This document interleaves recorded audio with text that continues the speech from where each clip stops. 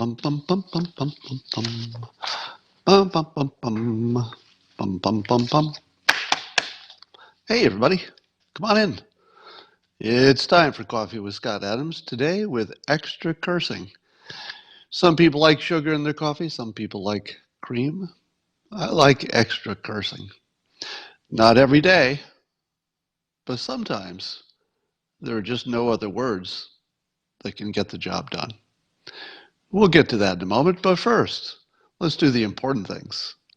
It starts with a little thing called the simultaneous sip. Where is everybody this morning? Crowd's kind of light. Is everybody sleepy? Well, here's what you need to get going. You need a cup or a mug or a glass, a tankard, chalice or stein, a canteen, jug or flask, a vessel of any kind. Fill it with your favorite liquid. I like coffee and cursing. And join me now for the unparalleled pleasure, the dopamine hit of the day, the thing that makes everything better, including the damn pandemic. Go.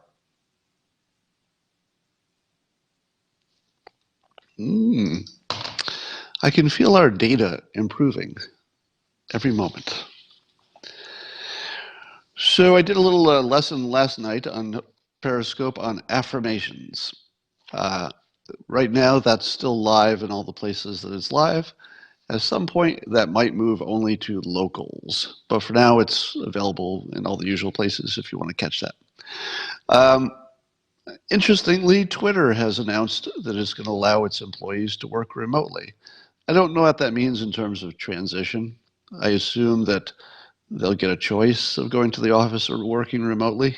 But as smart people have pointed out, the commercial real estate market might be in for a big hit in the Bay Area because a lot of big companies are going to say, we don't need this much office space.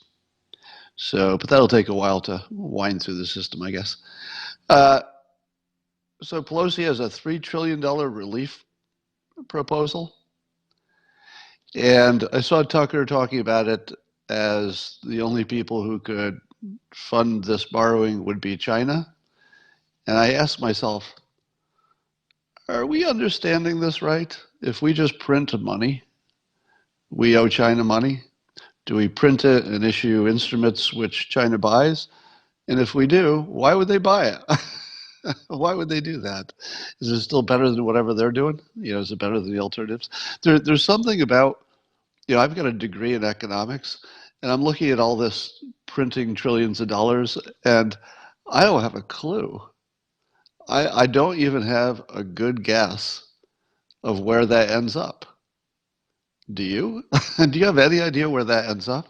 What happens when you print, five?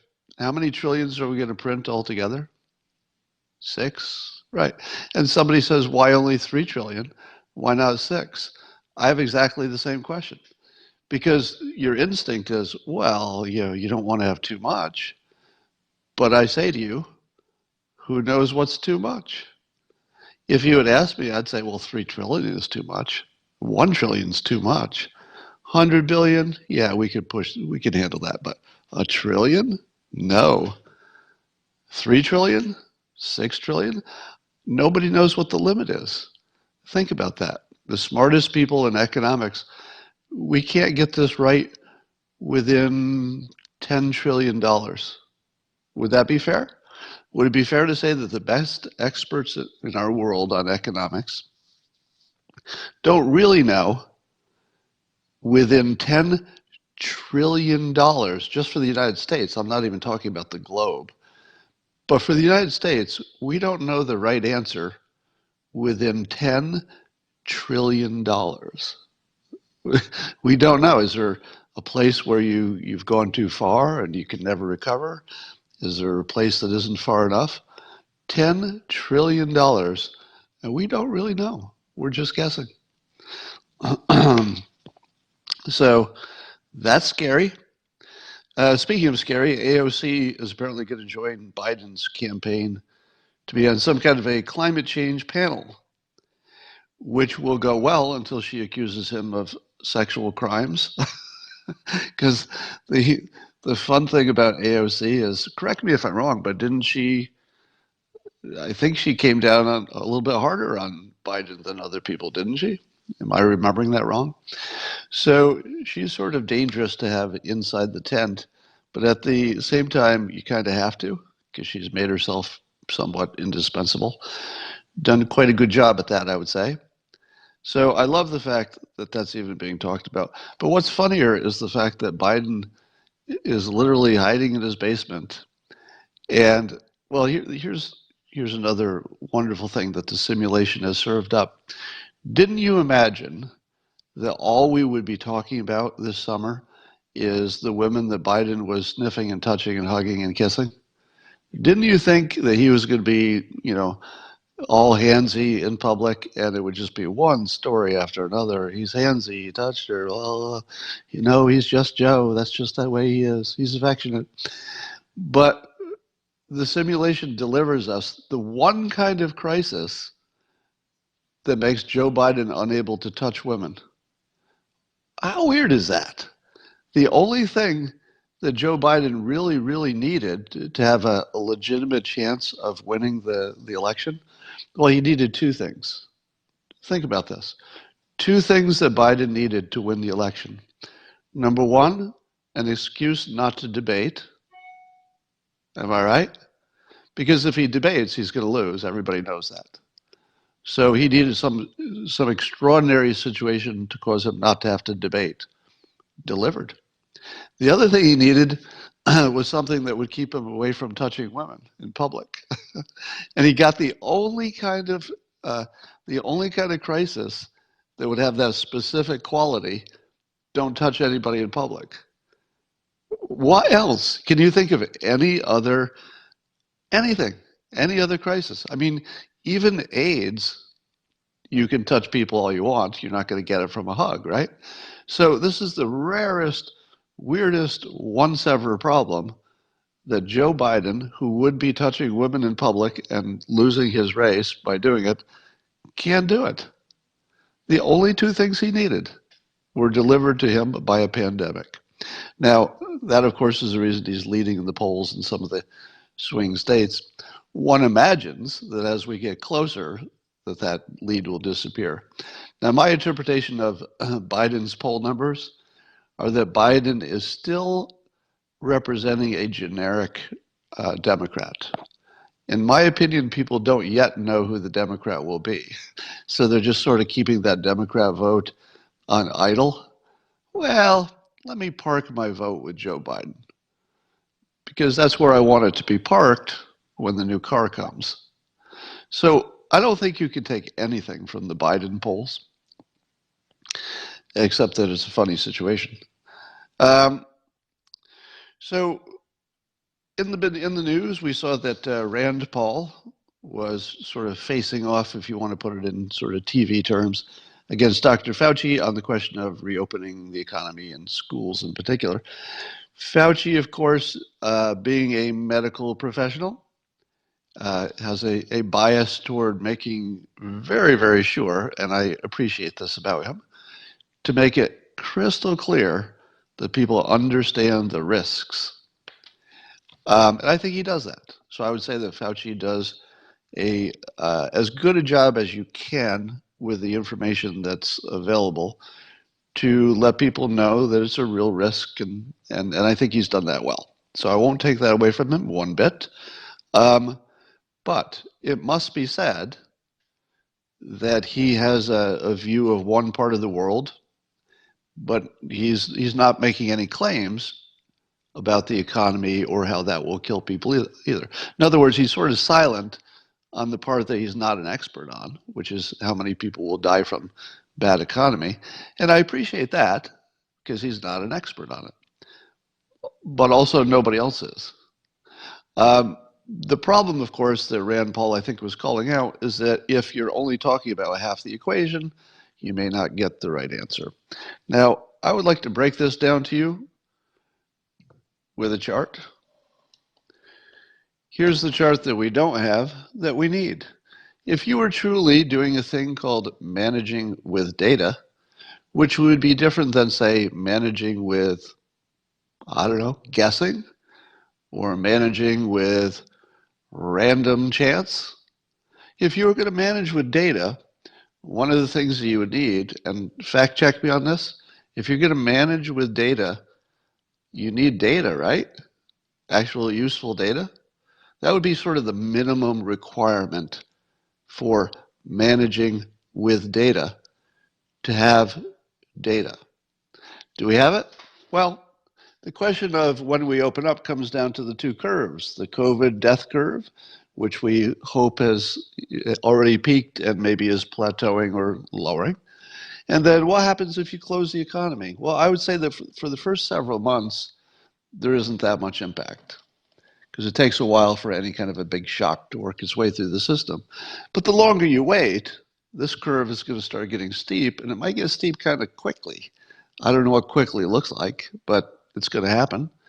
So there's nobody who disagrees that if you waited long enough, you'd have at least a risk of the economic downturn being way worse than the COVID deaths. Now, here's the question. Am I wrong that that's the only thing we need to know? Doesn't all of the data come to this point, which is, can we tell when is the crossover? Are we already there? Are we already past it and it's too late? Are we well before it and we can afford to wait a few more months? Who exactly knows the answer to that question? Because that's the only data that matters. Is that the right date? Are we there, near it, past it, or what? Let me summarize this in more earthy tones. Because sometimes all these complicated charts and graphs, well, they might not clear things up as much as you want. So sometimes you have to put it in clear language. So here's leadership by data, breaking it down. So the only data we need to know is that crossover. When's the best date to go back, all things considered? So that's the only thing we need to know. Also, the crossover date is the only thing we don't fucking know. All right, so it's the only thing we need to know, and it is, correct me if I'm wrong, do some fact checking on here. It's the only thing we need to know, and coincidentally, it's the only fucking thing we don't know. We don't know it even a little bit. We don't have a good idea. We don't have a guess. We don't have a fucking model. We don't have anything that shows us both the coronavirus deaths and the economic deaths. We have fucking bullshit idiots arguing in public like they've got some fucking secret knowledge about where that crossover point is. You don't fucking know. You don't know where the crossover point is. Nobody fucking knows. So what do you do when you don't fucking know? Well, you don't sit at the kids' table if you want to be in charge. You got to move to the adult table.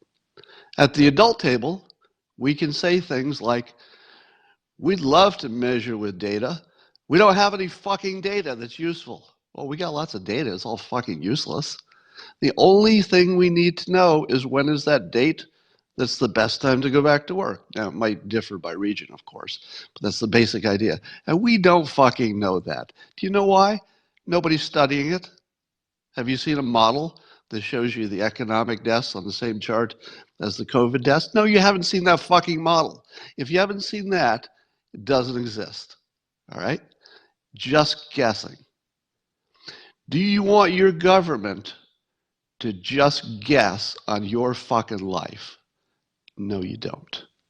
You don't. If somebody's going to guess about whether I fucking live or die, that's going to be me. It's not going to be Dr. Fauci. It's not going to be Rand Paul, as much as I respect them both for their respective service. It's going to be fucking me, right? Every time. I don't delegate that decision. They can do their decisions about what they want to do, but if I'm going to guess if I'm going to live or die, that's up to me, fuckers. That's not up to anybody else. So here's the thing. Why do we let these assholes pretend they're managing, leading, using data when nothing like that's happening? There's nothing like leadership with data that's happening. Of course, it makes sense to collect as much as you can and know as much as you can. But if the only thing you need to know is that crossover date, when to go back to work, and we don't know it, and we're not going to know it, and there's no way to know it. Stop acting like this is some rational data. That's just not what's happening. So, what do you do when you don't know? You do what Rand Paul suggests, who apparently is the only rational person in the whole fucking government.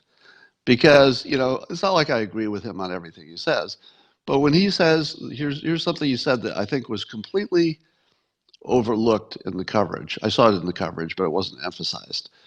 Which he said that one of the reasons to let the individual locales make their own decisions is because nobody knows what the right decision is.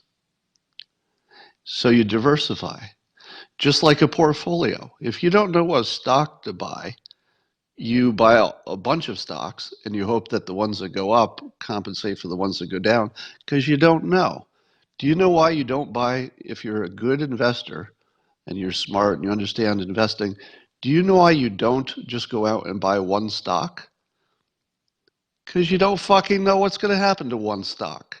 Nobody does. I mean, you can think you do, but it's just guessing. If anybody could buy one stock and know it was going to go up, the entire financial model would be, the world would be upside down because nobody can do that. So let's, I'm sorry, I just get a little worked up here. So what Rand Paul says is that you should do the same risk management that you would do if it were a portfolio. Portfolio, you just buy a group of stocks and hope most of them go up. Rand Paul says, we don't know what to do with these school openings. Let each of the regions take a shot at it. Maybe we'll learn something. Maybe some will go too far. Some won't work. People will die. Kids will die. Children will die. And still, it's the adult decision. Because we don't know what to do, you might as well let people make decisions that are at least closer to their individual situations.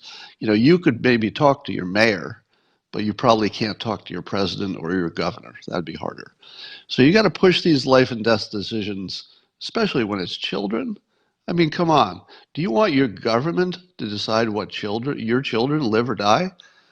Now, I think some parents might have to say, I'm not going to send my kid. I mean, there might be some tough family decisions, but you got to push that decision down to the local level, I think, especially for the schools.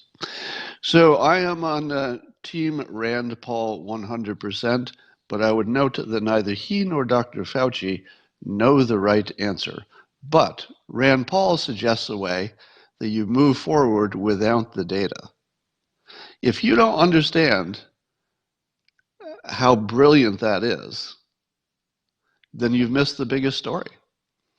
The biggest story is that there's one person in the whole fucking world who suggested how to move forward without sufficient data when all the other fucking assholes at the kids' table are saying, let's wait for some data.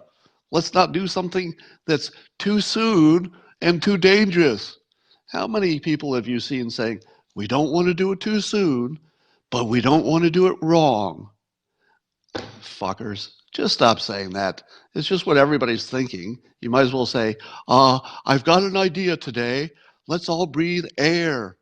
Has anybody thought about breathing air? It's all over and it looks like it's free. Let's breathe some air. And while we're out at it and breathing air, let's not go back to work in a dangerous way. That's too reckless. Thanks for all the leadership. So Rand Paul gives us the answer, which is if you don't fucking know what the right answer is, let people make decisions, diversify it. Some are going to be wrong, really wrong, and people are going to die. But that's the decision we have. You don't have to be a ghoul to know that's true because people die either way. We just got to try it. Rand Paul's right. All right. I also wonder if we've considered this. Let me just toss out an idea. We're assuming that schools start in the fall because they always do. But remember, this is coronavirus era, and all assumptions are now capable of being challenged. Is there any reason the school has to start in the fall?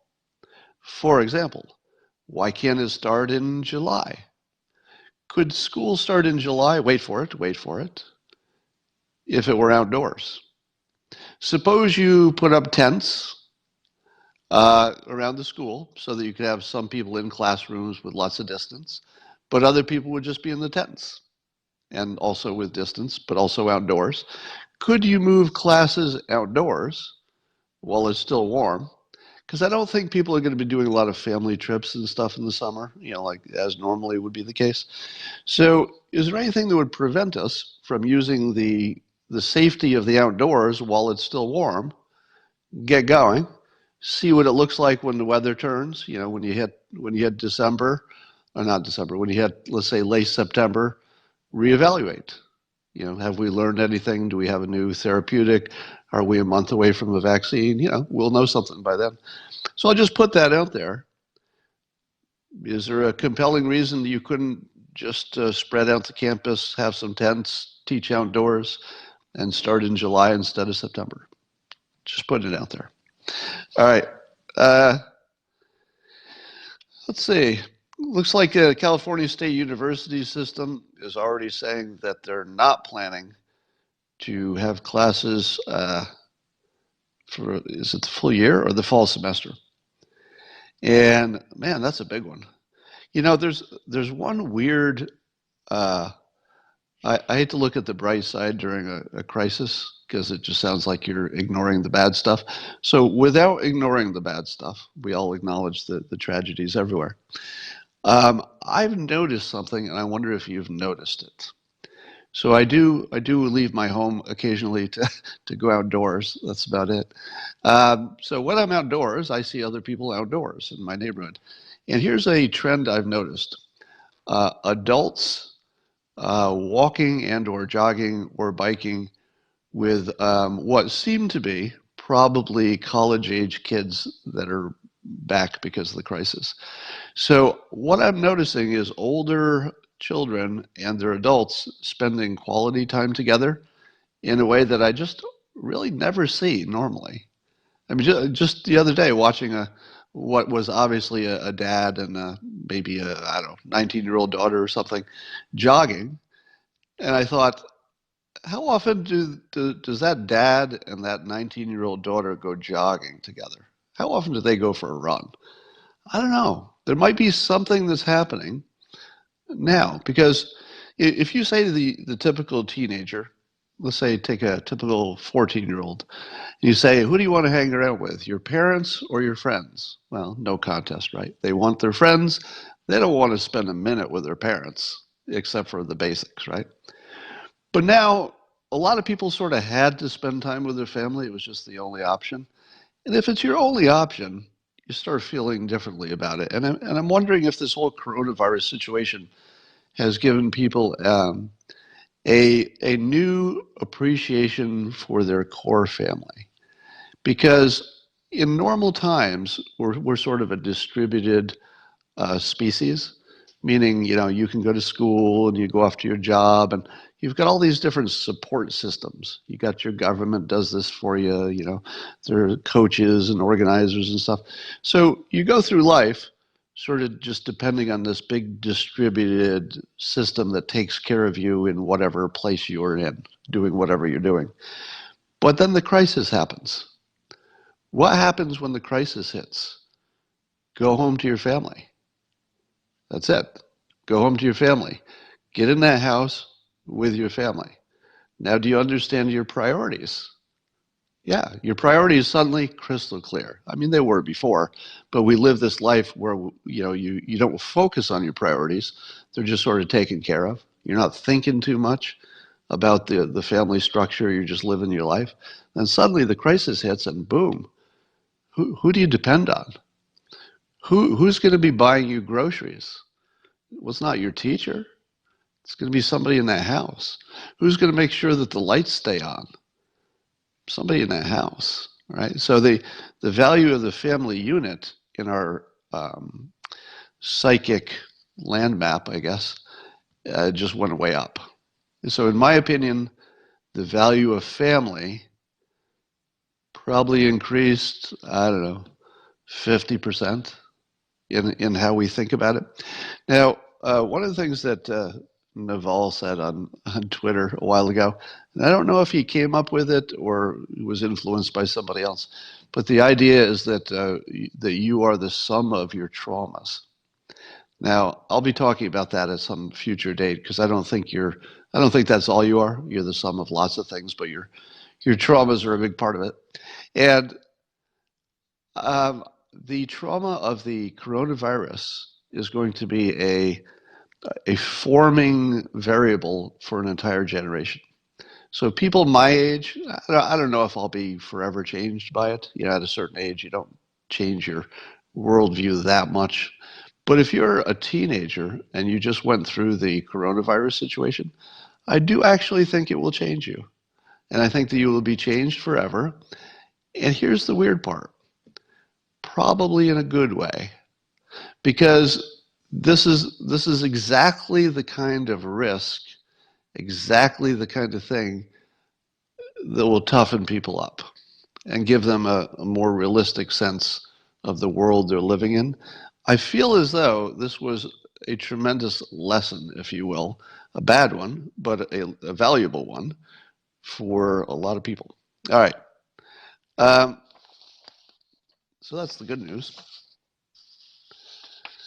So here's a question for you. You saw the poll that said something like 70 some percent of Republicans think the worst is behind us, whereas about 70 some percent of Democrats think the worst is ahead of us. So the Republicans tend to be optimists on at least the coronavirus situation, and the Democrats tend to be pessimists. But I ask you this question: is that always the case? I'm wondering. I'm wondering how broadly universal it is that Republicans are more optimistic. Um, because that has an impact on turnout, doesn't it? Let's say you're a Republican and you say, screw the coronavirus, I'm going to go vote. I'm not worried. But you're a Democrat and you're like, I don't know. I might get that coronavirus if I go vote. Don't you think that there will be some kind of a party difference in just fear? Literally, just how worried are you that if you voted, you would die? Um, so that's my question.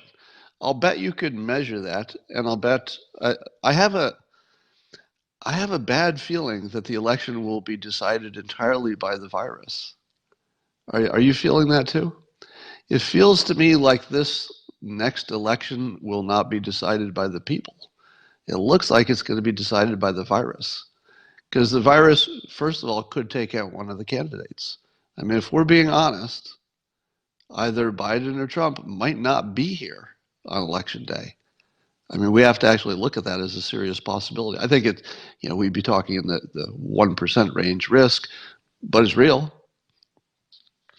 And then, so the coronavirus is going to affect how we think about the candidates, whether or not we show up to vote, which one of them is alive. Basically, it's just not even up to us anymore. I believe the coronavirus is our new form of government, right? We used to have this republic democracy thing, and now we have a virus, which will totally depend. Our virus has determined our budget. Our virus has determined our educational system, doesn't exist. The virus has broken our, medical system at the moment, hoping that's not permanent. Wiped out the economy. The virus is sort of in control. It would be a coup for us to win back control of our own country. All right. I have a little thing I want to do to make you really mad, but that's why you come here. You come here to be challenged. You don't come here for the easy stuff. You get that everywhere else. Here's the challenge for you. As you know, most of my viewers, as I know from experience, tend to be pro-Trump types and anti-Obama types. And you're thinking to yourself that the news has revealed that President Trump has broken, not Trump, but President Obama broke some laws regarding the maybe authorization of the the investigation of Flynn, and then the ongoing work after there was no evidence of any kind of collusion going on that continued. So what I'd like to do is I'm going to invite some callers on, but I only want a special kind of caller. So if you signed up to talk to me for a general reason, if you could remove yourself from the list, because I only want to pick somebody who wants to do the following.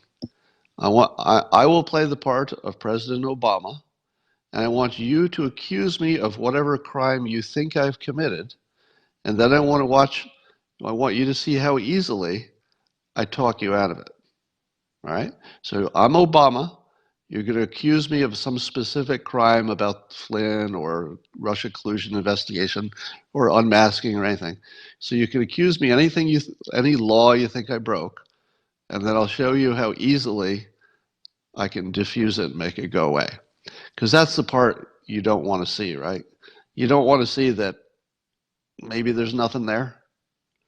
There might be there. By the way, if more gets unredacted, we might find out there's some smoking gun, but we don't have that yet. And let's see if anybody thinks we do. So I'm going to take somebody who came on more recently just because they're more likely to be on topic. All right, caller, can you hear me? Hello, are you here to accuse me of a crime as President Obama?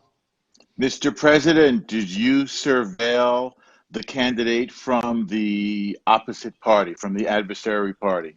Did I? No, I didn't do any surveillance. Mr. President, did you authorize any surveillance of the opposition candidate? No, I don't work on that kind of a detail level. I did ask Comey and Yates what they thought in terms of should we treat Flynn the same now that we know he might have some suspected Russian affiliation or maybe some affection for them that we don't quite understand. So until we get a hold on that, I have some questions. That's all I have. I just had some questions. Go ahead. Mr. President, do you take responsibility for surveillance of the opposition candidate? Well, the president always has to take responsibility, but that's different than being aware of what they were doing. So, Mr. President, you do take responsibility for surveillance of the opposition candidate.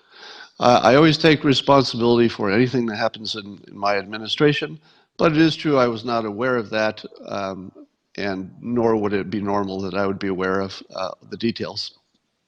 Mr. President, do you believe that it is just and fitting and ethical to surveil the opposition candidate? And do you anticipate this will happen in 2020? It's definitely a national security concern if we think that there is some foreign interference in our government. So in the very specific case where there is some credible evidence of exterior influence, then that would be one case that on a special case, individually, you might want to look at that. But in general, no, you would not want to have a situation where you're surveilling the opposition. That would be terrible. But if there's some accusation of treason or something that's a really big deal, well, you'd have to look at that one-on-one. Mr. President, had you been aware that the opposition candidate was under surveillance, would you have stopped it? Well, I don't answer hypotheticals. Mr. President, should we allow surveillance of opposition candidates? In general, I think it's a terrible idea. As I said, the only time you would even consider it would be a special case where you thought there was some credible reason that foreign governments were interfering with the country, because that risk would be so great that would be the one time you'd at least consider it.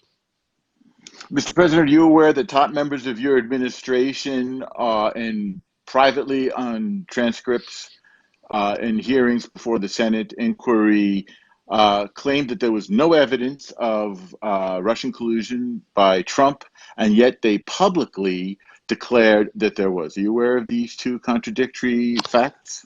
No, I don't believe those are facts. Do you have any recollection that this happened? No, I didn't see that ever happen. I saw their public comments, and I know what they said in private when they were with me, and I didn't see any conflict. these statements conflict. Clapper No, said on, go ahead. no, the statements don't conflict. The news is confusing two different concepts. When the people on TV talked about clear evidence of collusion, they were talking about things the public actually already knew. They knew that the president asked publicly for Russia to give him emails. Some people say he was kidding. Some people weren't sure. And they know that the intelligence agencies, and I don't have any other information that they don't have, say that Russia did some hacking and did some troll activity. So we can say for sure that the public has the information that the president asked Russia for help. Russia did, in fact, provide help. That certainly gives you cause for concern and certainly was worth looking into. It is true, however, that when we looked for direct evidence beyond those things which I do consider direct evidence, but beyond them, they had not found any. But of course, that's the purpose of an investigation.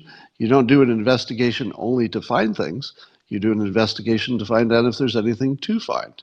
And they did not find direct evidence beyond those things I just mentioned. Go ahead. Mr. President, was there a predicate or probable cause to keep the investigation into Flynn open and to further question him? I wasn't involved in that level of detail. Mr. President, you were recorded and captured on tape in a hot mic moment, muttering to the ambassador from Russia, I believe, that he should inform Vlad, that is Vladimir Putin, to just wait until after the election when you would have more flexibility. What did you mean by that statement? Isn't that an obvious statement? Why would you be surprised by that? All presidents have more flexibility in their second term, and this is a good example of why conversations between leaders should be kept private, because there are things you say to set up a relationship, a conversation. There might be a first offer that you're hoping to negotiate to. So it's always a little dangerous to hear a snippet of a private conversation. You'd have to see the whole context to even know what that meant. Scott, you're unbelievable. You should run for president. But my only point is, by the way, you are excellent. What is your job in real life? I lived as a journalist for many, many years, and now I have a healthcare startup based on Okay. journalism. Okay, good. So I knew you had to have some kind of experience. I thought you were going to say lawyer, but journalist, same kind of thing, being able to dig down to the right question. This was perfect. I didn't expect that the first person I picked would be that good. So thank you. You beat You me, man. you were perfect. Well, so my point is this.